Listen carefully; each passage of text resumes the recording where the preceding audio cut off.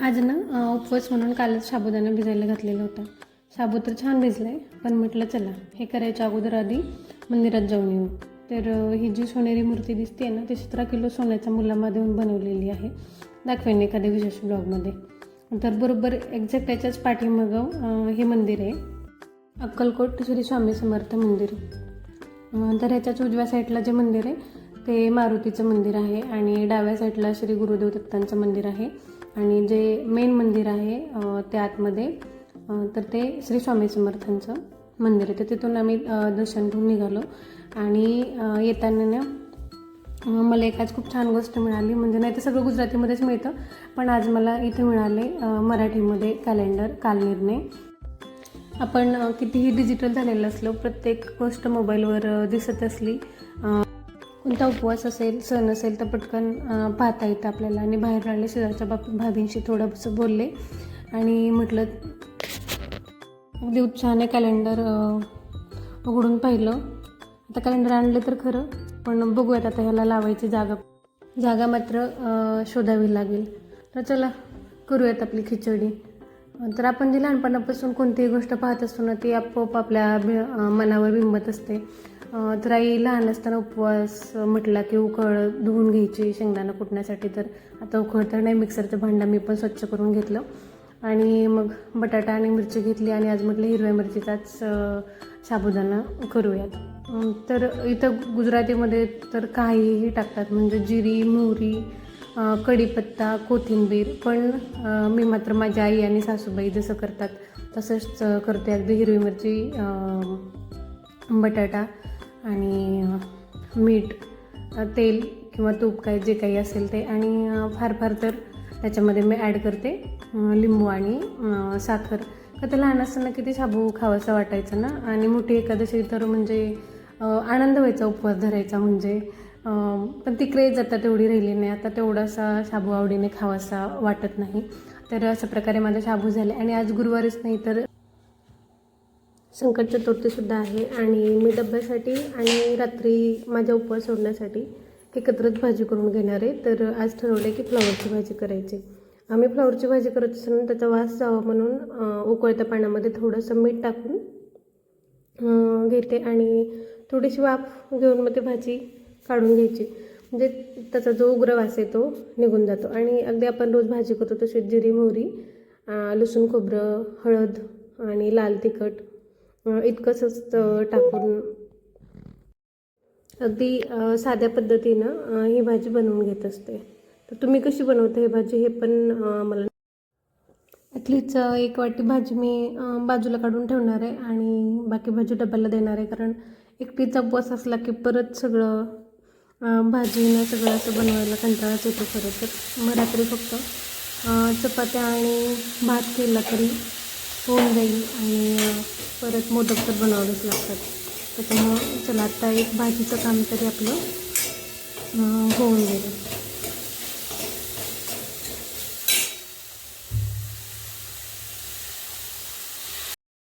आज आहे चतुर्थी आणि चंद्रोदयसुद्धा खूप उशिरा होता, 10:30 वाजता. तर म्हटलं चला तोपर्यंत तयारी करून घेऊयात. तर मी आज ठरवले की खोबऱ्याच्या खिसाचे मोदक करायचे. तर दिवसभराच्या उपवासाचं खरंच काही वाटत नाही हां, पण जर चंद्रोदय खूप उशीर असेल तर खूप कंटाळवाणं होऊन जातं. मग काय महाराष्ट्राच्या जत्रा पाहत पाहत खोबरं खिसलं आणि बाकीची सुद्धा तयारी करून घेऊयात म्हटलं. तर मला आज हराळीसुद्धा मिळाली होती. तर मग हराळी आणली आणि हराळीमधून 21 ज्या दुर्वा असतात त्या सुद्धा निवडून घेतल्या. खरं तर ना लहानपणी चतुर्थीला सुद्धा खूप छान वाटायचं. चंद्रोदय जर खूप उशिरा असेल तर दुसऱ्या दिवशी छान मोदक खायला मिळायचे. म्हणजे आत्तासारखं अगदीच खोबऱ्याचं ना आणि अजून कशाचे सारण घातलेले असे काही मोदक नसायचे. तर आई कणकीच्या साध्या छोट्या छोट्या गोळ्यांमध्ये गुळाचा खडा टाकून सगळ्यात शेवटी तळून वगैरे नाही काढायची, तर ती तव्यामध्येच थोडंसं तेल टाकून अर्ध कच्चं असं भाजून घ्यायचे. तर आणि ते मोदक खाताना त्यातून एकदम जी चिळकांडी निघायची ना गुळाची, तर त्यातून जी चव आहे ती अप्रतिम होती. आणि म्हणजे ती चव आत्ता येत नाही. तर हे जी उस्त्रमाळे तर ती त्यासोबत एक छान गोष्ट सांगते. तर एक मुलगी की नाही आंधळी होती आणि त्यामुळं तिचं लग्न ना कुठंच जमत नव्हतं. तर तिच्या वडिलांनी खूप खटपट केली आणि शेवटी जे एक गृहस्थ होते म्हणजे मध्यस्थी, तर त्यांनी एक स्थळ सुचवलं आणि ते मुलीच्या वडिलांना म्हणाले की तुमचं नशीब थोर म्हणून तुम्हाला हे स्थळ मिळते, माझ्यासाठी ते कबूल झालेत, तर तुम्ही नाही म्हणू नका. नंतर मुलाच्या वडिलांनी विचारलं की स्थळ आहे तरी कसं, तर तो जो मधला गृहस्थ आहे तो म्हणाला की अहो घरचं काही सांगावं, केळीवर नारळी आणि घर चंद्रमौळी. प्रत्यक्षात स्थळाविषयी म्हणाल तर इकडे बघायला नको आणि तिकडे चालायला नको, पैशावर पैसा आणि वस्त्रावर वस्त्र असं आहे. त्या मुलीचे वडील खुश झाले आणि लग्न ठरले. तर सप्तपदीच्या वेळीस उघडकीस आलं की मुलगा लंगडा आहे. मुलीच्या वडिलांनी ह्याला विचारलं की हे हो काय, हे आम्हाला तुम्ही काही सांगितलंच नाही ते. तर त्याला माहीत होतं की सप्तपदी उरकली म्हणजे लग्न पक्कीच होते ना आपल्याकडे, तरी मग ते मोडताच येत नाही.